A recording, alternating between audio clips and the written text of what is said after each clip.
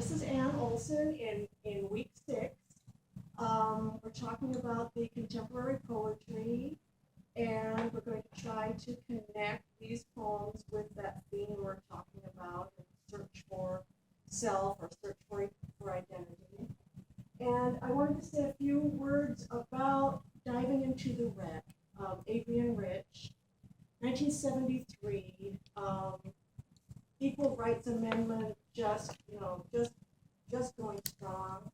And so this poem became a talisman, speaking for, this is in the introduction to your book, to this chapter, speaking for the promise of more androgynous attitudes and muting expectations, what we expect from gender, caste, and inclusion or exclusion in those categories. She mutes and confuses and blends and goes back and forth between the he and the she, the our, the I, the me, the other was a term then for what is the not me in society, the singular and the plural. So I'm going to just draw what I think is going on here. I'm going to darken it. And Kel, if you could read that first page, just that down on page 292. Diving into the wreck. First, having read the book of myths and loaded the camera and checked the edge of the knife blade, I put on the body armor of Black Robber and absurd flippers, the grave and awkward mask. I am having to do this not like Costow with his assiduous team aboard the sun-flooded schooner, but here alone. There is a ladder. The ladder is always there, hanging innocently, close to the side of the schooner. We know what it is for, we who have used it. Otherwise, it's a piece of maritime floss, some sundry equipment.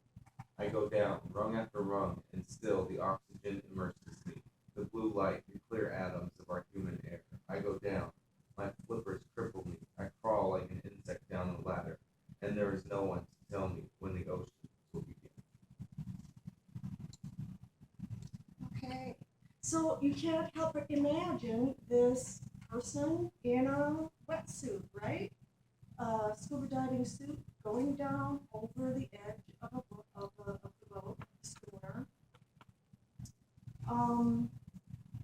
Let's skip this the next stanza, and Natasha, are you ready? Go to that part. I came to explore the wreck on 293 after the break. I came to explore the wreck. The words are purposes. The words are maps. I came to see the damage that was done and the treasures that prevail. I stroked the beam of my lamp slowly along the flank of something more permanent than fish or weed. The thing I came for. The wreck and not the story of the wreck. The thing itself and not the myth. The drowned face always staring toward the sun. The evidence of damage worn by salt and sway into this threadbare beauty. The ribs of the disaster, curving their assertion among the tentative haunters. This is the place, and I am here, the mermaid whose dark hair streams black, the merman in his armored body. We circle silently about the wreck. We dive into the hold. I am she. I am he. Whose drowned face sleeps with open eyes, whose breast still bears the stress, whose silver copper vermeil cargo lies obscurely inside barrels, half wedged and left to rot. We are the half-destroyed instruments that once held to a course, the water-eaten log, the fouled compass. We are, I am, you are, by cowardice or courage, the one who find your way back to the scene, carrying a knife. Wait, go back. The one who finds. Like out. Said yours because you want to say yours because that makes grammatic sense. But see what she's doing there? We are, I am, you are, by cowardice or courage, the one who find our way back to the scene, carrying a knife, a camera, a book of myths in which our names do not appear. I just love what she does with the language right there. The one who find our way. Well, that's not right. It doesn't want to come out of our mouths that way. But that's what she's doing, between the singular and the plural, and this blending and merging of identity. She starts out at the beginning with I, the first person, and at the the end of that first stanza, that, saying that she is here alone, coming out of that boat. And then on that last page, where she says, "This is the place, and I am here," that I now becomes a we. The I am here becomes the mermaid, the merman. That's all one sentence. And we see that transformation of the I into something that is not I. It's not alone. It's now plural. But then she goes back to the singular pronouns. Plural. We circle silently about the wreck. We glide into the hole. I am she. I am he whose round face sleeps with open eyes, whose breasts will bear the stress, whose silver, copper, vermeil cargo lies obscurely inside barrels. So I found this online. It's just kind of a strange picture, but it's under an analysis of Adrian Rich. And I think this is a good depiction of that merman. I mean, it has breasts, but look at the face. Look at the arms, the size of the hand, and that bottom, that arm. It's like partly a man's torso, but it's got those small little breasts. The face is androgynous, and I think that this helped me anyway. When she says that, I am here, the mermaid, whose dark hair streams black, the merman in his armor body. We circle silently about the wreck. We dive into the hole. So, who is this drowned face? When she says, I am she, I am he, whose drowned face sleeps with open eyes. There was another mention of that drowned face in the last stanza on the previous page. The thing I came for, the wreck, and not the story of the wreck, the thing itself, and not the myth, the drowned face always staring toward the sun. Do you get a picture or an understanding of who is the drowned face?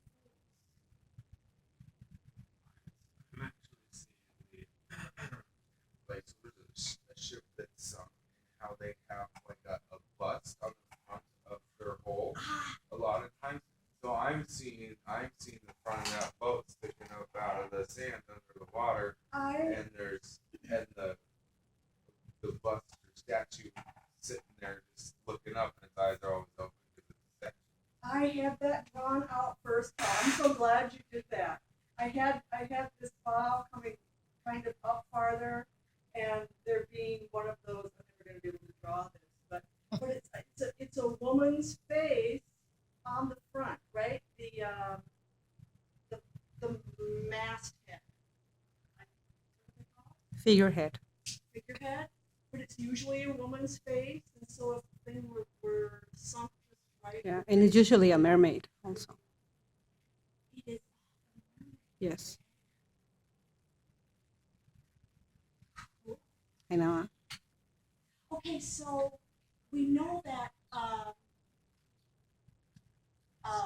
that Adrian Rich was homosexual, and that she was writing about gay liberation, that she was,